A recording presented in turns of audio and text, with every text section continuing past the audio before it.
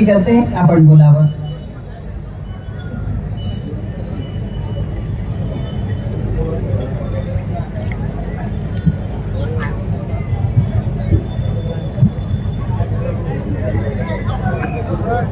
Bharat Ratna doctor Babasaheb Ambedkar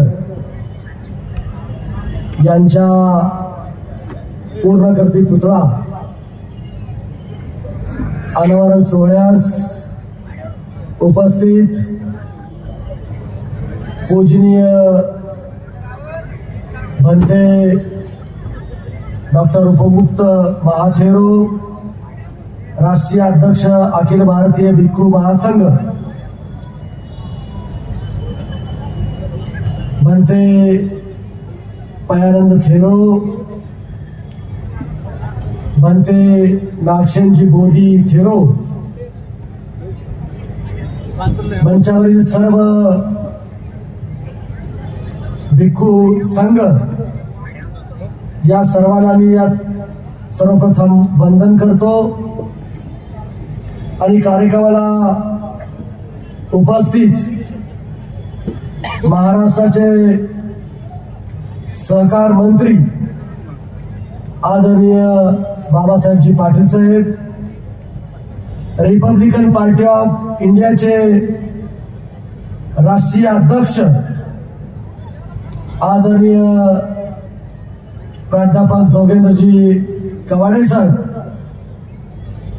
मंत्रिमंडळातील सार्वजनिक बांधकाम खात्याचे मंत्री इंद्रजितजी नाईक साहेब,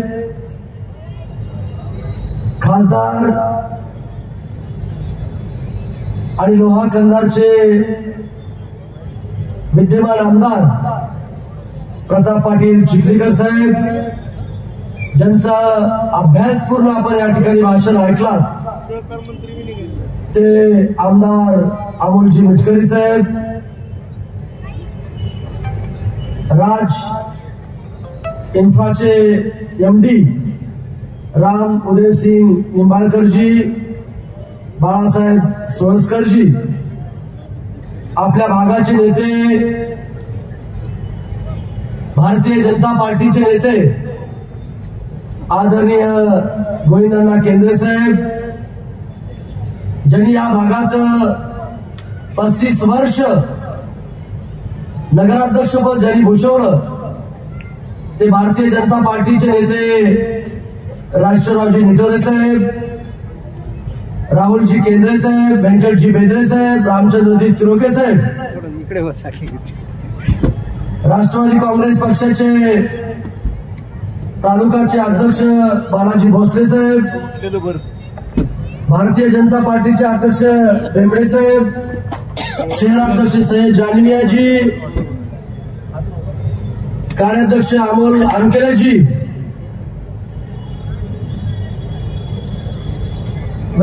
जे कार्यकारी अध्यक्ष प्रशांतजी पाटीलजी, आता मी सगळ्यांचे या ठिकाणी नाव घेऊ शकतो, वेळ खूप झालाय। आणखीन आपल्याला महागायक आदर्श शिंदे साहेबांचं गीत गायनाचा कार्यक्रम आपल्या ठिकाणी ऐकायचा आहे, पण उपस्थित सर्व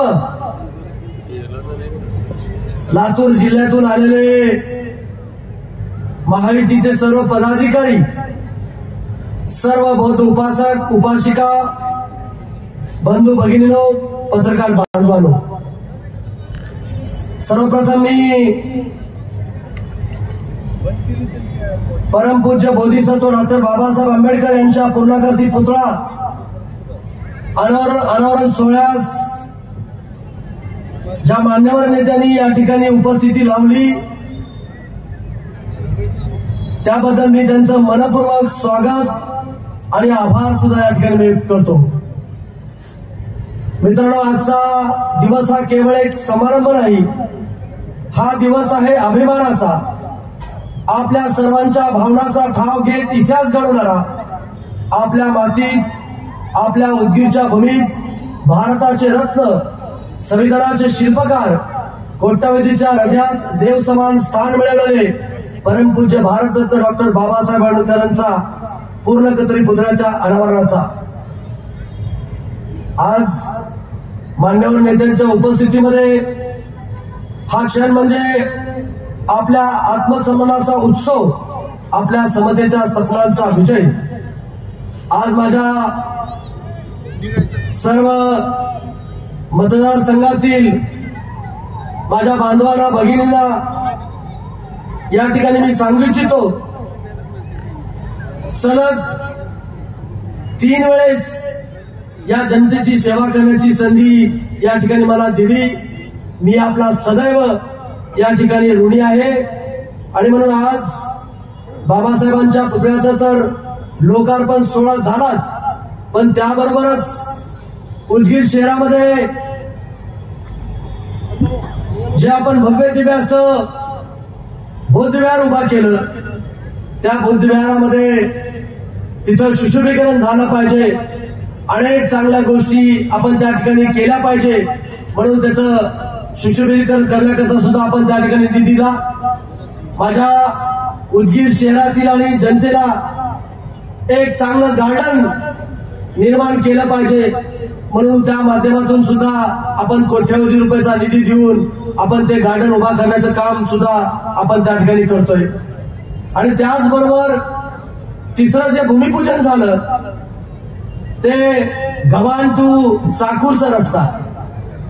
गेल्या अनेक वर्षापासून माझ्या डोंगरी भागातील सातत्यानं जनता माझ्याकडे मागणी करत होती, भाऊ जसा आष्टामोड ते उदगीरचा तुम्ही रस्ता केला, जसा जाम ते तोगरीचा रस्ता केला, त्याच पद्धतीचं आम्हाला गव्हाणपासून निघाल्यापासून आम्हाला हायवेला जोडण्याकरता 1 तासाच्या आत लातूरला त्या ठिकाणी आम्हाला पोहोचलं पाहिजे, असा रस्ता आम्हाला त्या ठिकाणी करून द्या, असं आम्हाला त्या ठिकाणी सुचवल्यानंतर माननीय राज्याचे मुख्यमंत्री देवेंद्रजी फडणवीस साहेब, राज्याचे आमचे नेते आदरणीय अजितदादा पवार साहेब आणि तत्कालीन सार्वजनिक बांधकाम मंत्री रवींद्र चव्हाण साहेब यांच्या माध्यमातून आपण 200 कोटी रुपयाचा हॅम टूचा रस्ता आपण त्या ठिकाणी मंजूर केला आणि त्याचं रस्त्याचं काम आपण एक नामवंत कॉन्ट्रॅक्टर राम उदयसिंग निंबाळकर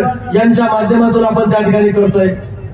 मित्रांनो, तुमच्या सगळ्यांच्या मार्गदर्शनाखाली काम करीत असताना उदगीरमध्ये भव्य अशा प्रशासकीय इमारती उभ्या राहिल्या, प्रत्येक समाज घटकासाठी सभागृह निर्माण झाले, सांस्कृतिक कार्यक्रमासाठी छत्रपती शिवाजी महाराज सांस्कृतिक भवन त्या ठिकाणी उभा राहतोय।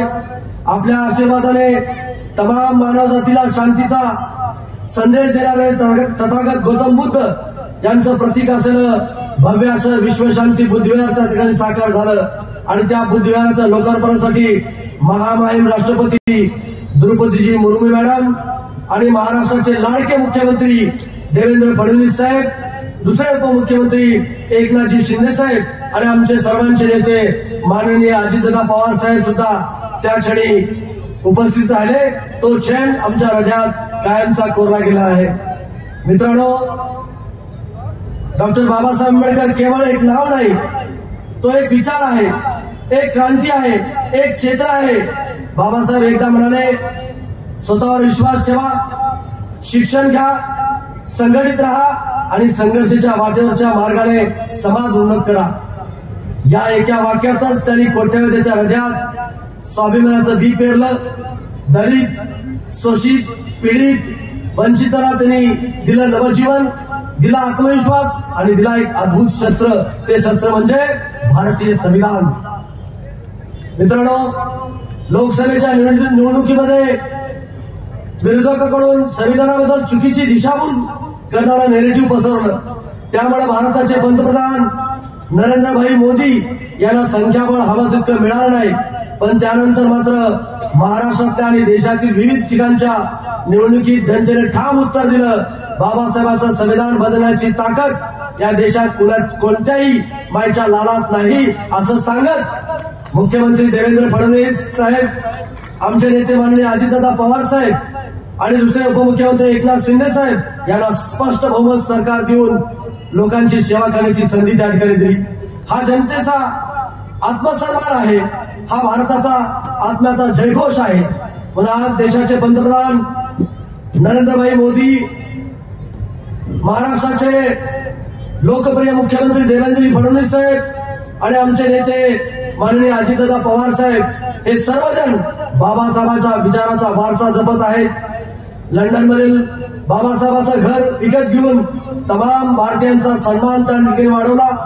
आज तुम्हाला सांगू इच्छितो, मुंबईमध्ये जे इंदू मिलच्या जागेवरती जवळजवळ 1,500 कोटी रुपये खर्च करून भव्य स्मारक उभा करण्याचं काम सुरू केलं आहे. त्या स्मारकाचं चित्र डोळ्यासमोर उभं केल्यानंतर प्रत्येक भारतीयाच्या डोळ्यात अभिमानाचे अश्रू त्या ठिकाणी येतात.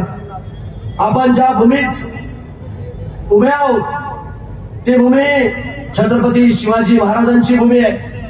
जगज्योती महात्मा बसवेश्वरांची भूमी आहे. परमपूज्य डॉक्टर बाबासाहेब आंबेडकरांची भूमी आहे. महात्मा फुले, साहित्यरत्न अण्णाभाऊ साठे यांच्या विचाराची पूजा करत त्यांनी केलेल्या संघर्षाची जाणीव ठेवणाऱ्या सजग नागरिकांची त्या ठिकाणी आहे. मित्रांनो, तुम्हा सर्वांना माहिती आहे, गेल्या महिन्यामध्ये किंवा आज तागायत माझ्या उदगीर आणि जळकोट परिसरामध्ये प्रचंड मोठी अतिवृष्टी झाली. त्या अतिवृष्टीमध्ये शेतीचं प्रचंड नुकसान त्या ठिकाणी झालं आणि म्हणून मी स्वतः शेतकऱ्यांच्या बांधावरती जाऊन त्याला धीर देण्याचं काम आम्ही त्या ठिकाणी केलं आणि आपल्या महाराष्ट्राचे मुख्यमंत्री, 2 उपमुख्यमंत्री आणि महायुतीचं सरकारने जवळजवळ 31,000 कोटीचं पॅकेज देऊन माझ्या शेतकरी बांधवाला मदत करण्याचं काम त्या ठिकाणी केलं. आणि मी तुम्हाला माहित असेल, दिवाळीच्या अगोदर ज्या लोकांचं आयुष्य ज्यांनी पुरामध्ये वाहून गेले, जे पशुधनाचं मृत्युमुखी पडले, त्या बांधवांना सुद्धा अभय पुतळा फाउंडेशनच्या माध्यमातून जवळजवळ आपण 62 लाख रुपये मदत करण्याचं काम आपण त्या ठिकाणी केलेलं आहे. म्हणून आज मी जास्त काही बोलत नाही.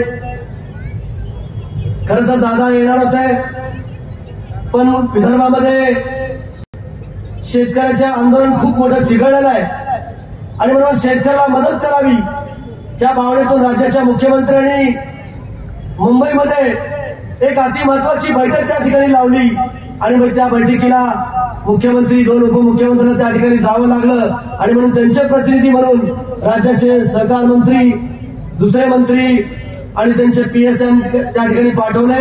आज आपण ज्या पुतळ्याचं अनावरण करीत आहोत तो डॉक्टर बाबासाहेब आंबेडकरांचा पुतळा म्हणजे केवळ धातूची मूर्ती नाही, तर तो आहे स्वाभिमानाचं प्रतीक, तो आहे समतेच्या तत्वांचं दूत.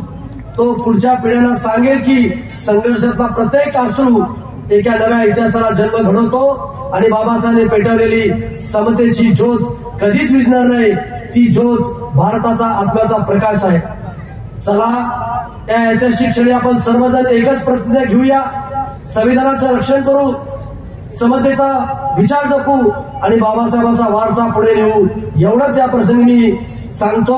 आणि जाता जाता सर्व माझ्या जिल्ह्यातील बांधवांना मी विनंती करतो की महाराष्ट्रातील हे तिन्ही नेते काम करणारे नेते म्हणून या महाराष्ट्रामध्ये त्यांची ओळख आहे. जसं तुम्ही विधानसभेला भरघोस मताने या मराठवाड्यामध्ये सर्वाधिक मताने मला निवडून दिला, त्याच पद्धतीनं ज्या कार्यकर्त्यांनी, ज्या पदाधिकाऱ्यांनी जीवाचं रान करून मला निवडून आणण्यामध्ये ज्यांचा सिंहाचा वाटा आहे, त्या माझ्या सर्व पदाधिकाऱ्यांच्या निवडणुका या ठिकाणी येत आहेत. आणि म्हणून पहिल्यांदा नगरपालिकेच्या निवडणुका आहेत, त्यानंतर जिल्हा परिषद निवडणुका होतील, त्यानंतर पंचायत समितीच्या निवडणुका होतील. ज्या पद्धतीनं महायुतीला राज्यामध्ये तुम्ही स्पष्ट बहुमत, थम्पिंग मेजॉरिटी त्या ठिकाणी आणली, त्याच पद्धतीनं आपल्याला नगरपालिकेमध्ये, जिल्हा परिषदमध्ये आणि पंचायत समिती सुद्धा महायुतीला प्रचंड मतांनी त्या ठिकाणी निवडून द्यावं असं नम्र आव्हान सुद्धा या ठिकाणी मी करतो. आणि पुन्हा एकदा सर्व मान्यवरांचं आणि मोठ्या संख्येनं जनतेचं प्रेमळ उपस्थितीचं मी मनापासून आभार मानतो. माझ्या वाणीला इथे विराम देतो, पण मतदारसंघातील विकासासाठीच्या संघर्षाला नाही, एवढंच सांगतो आणि थांबतो. जय संविधान, जय महाराष्ट्र, जय भीम. धन्यवाद संजय भाऊ.